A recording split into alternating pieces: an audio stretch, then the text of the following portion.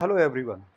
आज हम question solve करने जा रहे हैं चैप्टर 8 का एक्सरसाइज 8.1 और क्वेश्चन नंबर 4 है given that 15 cot a is equal to 8 find sin a and sec a। तो देखिए इसमें है क्या, इसके अंदर कोई फिगर नहीं दी गया, लेकिन फिगर आप ही बनाओगे, है ना, और मैं बनाऊंगा। कैसे बनाएंगे कि देखिए यहाँ पर क्या दिया है, गिवन, यानी कि गिवन क्या है हमारे पास, जो इन्फॉर्मेशन है पहले उसको नोट कर लेते हैं। Given 15 cot a is equal to 18, तो ये हमें दिया गया है।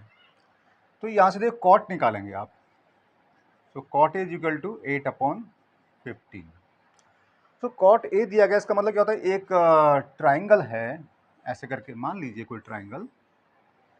अब यहाँ पर ए बी सी किसको नाम दोगे, तो ध्यान रख लीजिए जो ए है इसको आप ए राइट एंगल नाम नहीं दोगे, मतलब ये जो एंगल है ये राइट एंगल पर नहीं होना चाहिए, मतलब राइट एंगल हमारा ये होता है, ठीक है, इसको नहीं दोगे।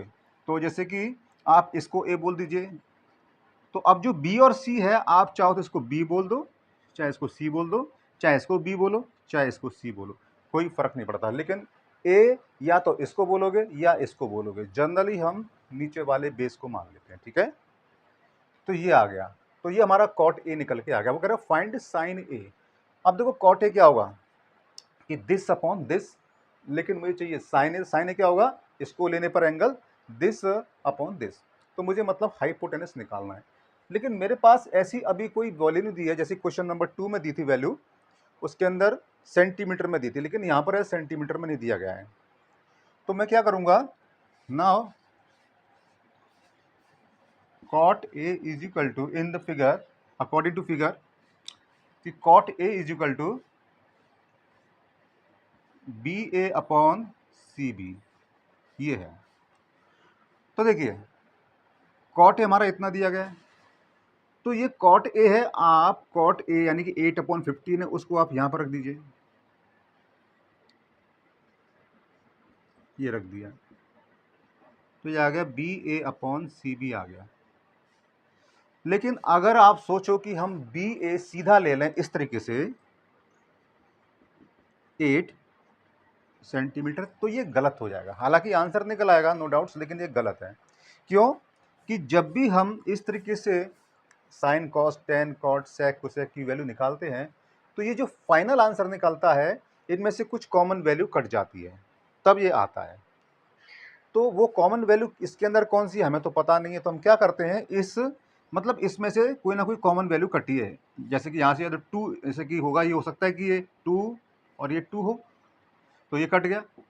तो हमें नहीं पता ये कौन होगा, कोई ना कोई तो होगा। अब नहीं पता है तो हम इसको एक्स मान लेंगे, ठीक है। तो मैं क्या करूँगा, यहाँ पर अगली लाइन में इसको बोल देता हूँ 8x, और ये 15x is equal to B A upon C B.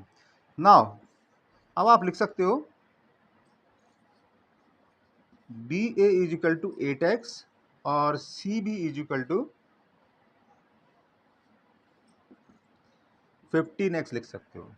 अब आप ये वाली वैल्यू निकाल सकते हो सी ए की, तो ये कैसे निकलेगा कि सी ए इज इक्वल टू, अब ये हाइपोटेनस है तो इन दोनों का पहले आपको स्क्वायर करना होगा ना, B A square plus C B square, और बी ए कितना है 8x और सी बी कितना है 15x। तो देखो ये कितना आएगा 64x स्क्वायर, और ये कितना आएगा 225x स्क्वायर। तो जब इनको आप ऐड करोगे तो कितना आएगा 9 8 इधर 2, यानी कि ये, अब देखो ये 17 का स्क्वायर होता है और ये x का होता है, तो ये हो जाएगा आपका 17x। मतलब कि ये जो बी ए हमारा ये क्या हो गया 8x, ये 15x, और ये हो गया हमारा 17x। अब आसानी से आप निकाल सकते हो साइन ए और सेक ए। तो देखो again sine A is equal to, तो देखो ये ए का मतलब ये वाला एंगल ले रहे हो आप, तो 15 x अपॉन 17x, x से x कैंसिल, 15 आ गया, 15 अपॉन 17 आ गया। ऐसे ही sec a is equal to, तो sec इज इक्वल टू क्या होता है, sec cos का अपोजिट होता है, तो क्या होगा 17x अपॉन 8x, तो ये कैंसिल और ये आ गया 17 अपॉन 8। तो देखो इसके दो आंसर आ गए, एक तो ये और एक ये। अब देखिए हम ये वैल्यू डायरेक्ट भी निकाल सकते थे बिना ये x लगाए, लेकिन वो एक थ्योरेटिकली मेथड सही नहीं होता, ठीक है। तो ये मेथड जो सही है वो ये है। तो ऐसे ही इस बेस पर जो भी क्वेश्चन हो इस प्रकार से दिए गए हो तो आप निकाल सकते हो।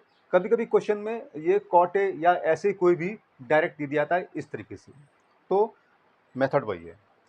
सो आई होप कि आपको समझ में आया होगा। अगर आपको समझ में आए तो इसे लाइक, सब्सक्राइब और शेयर करिए। वीडियो देखने के लिए धन्यवाद।